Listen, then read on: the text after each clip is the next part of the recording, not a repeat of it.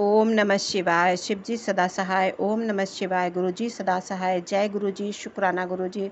गुरु जी कोटि कोटि प्रणाम। सभी संगत को जय गुरु जी। संगत जी, शिव महापुराण रुद्र शैता भाग 3 का 19 अध्याय चल रहा है। शुक्राना गुरु पा अनंत कोटि शुक्राना। सभी संगत शुक्राना करेंगे, ज़रूर करेंगे, क्योंकि सभी संगत तक पहुंचता रहे और अपनी हाजिरी जरूर लाए। गुरुपा का आशीर्वाद मिलता है।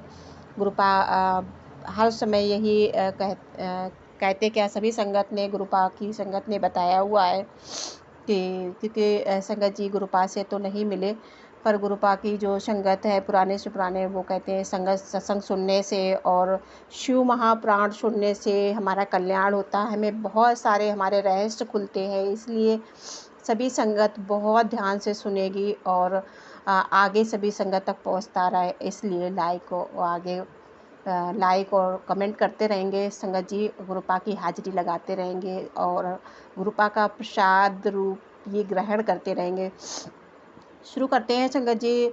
भगवान शिव का गंगा अवतरण तीर्थ में तपस्या के लिए आना, हिमवान द्वारा उनका स्वागत, पूजन और स्तवन तथा भगवान शिव की आज्ञा के अनुसार उनका उस स्थान पर दूसरों को न जाने देने की व्यवस्था करना। ब्रह्मा जी कहते हैं कि नारद हिमवान की पुत्री लोक पूजित शक्ति स्वरूपा पार्वती हिमालय के घर में रहकर बढ़ने लगी। जब उनकी अवस्था 8 वर्ष की हो गई तब सती के विरह से कातर हुए शुभ को उनके जन्म का समाचार मिला। नारद उस अद्भुत बालिका पार्वती को हृदय में रख कर वे मन ही मन बड़े आनंद से अनुभव करने लगे। इसी बीच में लौकिक गति का आश्रय ले शुभ ने अपने मन को एकाग्र करने के लिए तप करने का विचार किया। नंदी इस आदि कुछ शांत पार्षदों के साथ ले वे हिमालय के उत्तर शिखर पर गंगा अवतरण नामक तीर्थ में चले गए, जहाँ पूर्व काल में ब्रह्म धाम से च्युत होकर समस्त पाप राशि का विनाश करने के लिए चली हुई परम पावनी गंगा पहल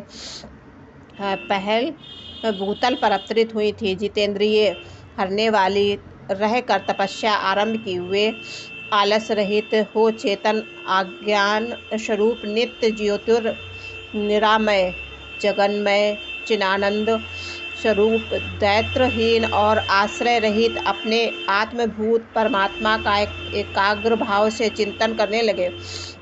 भगवान हर के ध्यान परायण होने पर नंदी, भृंगी आदि कुछ अन्य पार्षद गण भी ध्यान में तत्पर हो गए। उस समय कुछ ही प्रथम गण परमात्मा शुंभ की सेवा करते थे।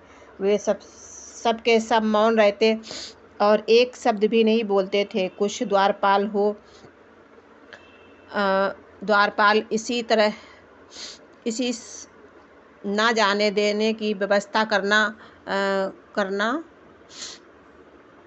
इसी समय गिरिराज हिमवान उस औषधि बहुल शिखर पर भगवान शंकर का शुभागमन सुनकर उनके प्रति आदर की भावना से वहां आकर सेवकों सहित गिरिराज ने भगवान रुद्र को प्रणाम किया और उनकी पूजा की और अत्यंत प्रसन्न हो हाथ जोड़कर सुंदर स्तवन किया। फिर हिमालय ने कहा कि प्रभु, मेरे सौभाग्य का उदय हुआ है जो आप यहाँ पधारे हैं। आपने शुभ सनाथ कर दिया है। क्यों ना हो, महात्माओं ने यह ठीक ही वर्णन किया है कि आप दीन वत्सल हैं।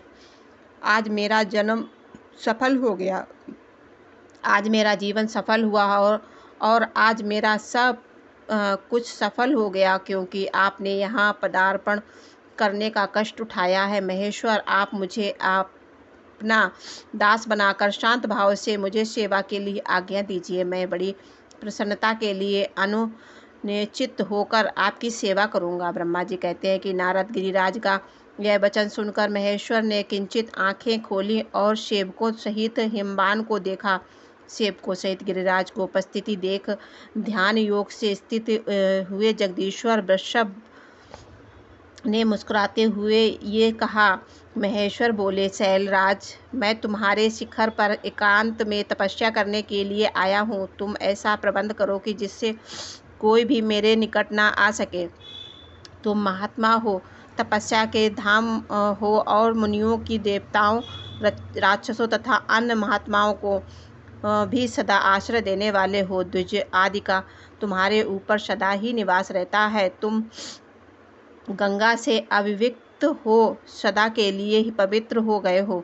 दूसरों का उपकार करने वाले तथा संपूर्ण पर्वतों को सामर्थ्यशाली राजा हो गिरिराज। मैं यहाँ गंगा अवतरण स्थल में तुम्हारे आश्रित हो आत्म संयम पूर्वक बड़ी प्रसन्नता के लिए तपस्या करूँगा। शैलराज गिरिश्रेष्ठ, जिस साधन से यहाँ मेरी तपस्या बिना किसी विघ्न बाधा के चालू रह सके, उसे इस समय प्रयत्नपूर्वक करो। पर्वत प्रवर, मेरी यही सबसे बड़ी सेवा है। तुम अपने घर जाओ और मैंने जो कुछ कहा उसका उत्तम तीस से यत्नपूर्वक प्रबंध करो। ब्रह्मा जी कहते हैं कि नारद, ऐसा कहकर सृष्टिकर्ता जगदीश्वर भगवान शुंभ चुप हो गए। उस समय गिरिराज ने शुंभ से प्रेम पूर्वक यह बात कही और जगन्नाथ परमेश्वर, आज मैंने अपने प्रदेश में स्थित हुए आपका स्वागत पूर्वक पूजन किया, यही मेरे लिए महान सौभाग्य की बात है।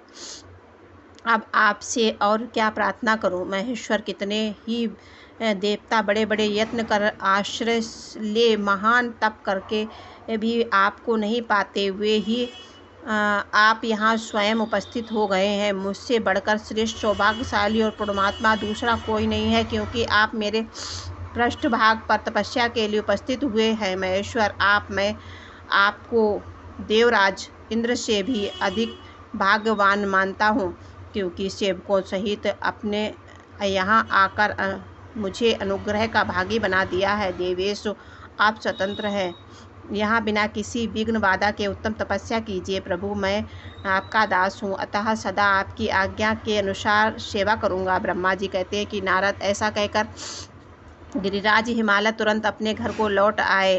उन्होंने अपनी प्रिया मैना को बड़े आदर से वह सारा वृत्तांत कह सुनाया। तत्पश्चात शैलराज ने साथ आने वाले परिजनों तथा समस्त देवगणों को बुलाकर उन्हें ठीक ठीक समझाया। हिमवान बोले, आज से कोई भी गंगा अवतरण नाम स्थान में जो भी पृष्ठ भाग में ही है, मेरी आज्ञा मान कर ना जाए। यह मैं सच्ची बात कहता हूँ। यदि कोई वहाँ जाएगा तो उसका महान दुष्ट को मैं विशेष दंड दूंगा। मुने इस प्रकार अपने समस्त गणों का शीघ्र ही नियंत्रण करके हिमवान ने विघ्न निवारण के लिए जो सुंदर प्रयत्न किया, वह तुम्हें बताता हूँ, सुनो। जय गुरु जी, शुक्राना गुरु जी, अनंती कोटि शुक्राना। आगे के संगत जी, दो अध्याय, एक ही अध्याय में जो 2 अध्याय होते हैं वो साथ ही में कर रहे हैं, एक ही अध्याय, क्योंकि ज़्यादा समय नहीं लगेगा और सुनने में भी आपको आराम से सुन पाएंगे। कि ज़्यादा बड़े अध्याय एक साथ कई करने से सुनने में दिक्कत होती है। समय का सभी के लिए एक बंधन होता है कि समय का, और नेट भी चाहिए होता है, इसीलिए शुक्राना है गुरुपा, अनंती कोटि शुक्राना। सभी संगत बहुत प्रेम से सुनते रहे। गुरुपा सभी को बहुत सारी ब्लेसिंग दे, अपना प्यार सदैव गुरुपा लुटाते हैं और गुरुपा दर्शन भी बहुत अनंत प्रकार से देते हैं। उनकी ब्लेसिंग अनंत है। शुक्राना गुरुपा, शुक्राना। जय गुरु जी, शुक्राना गुरु जी।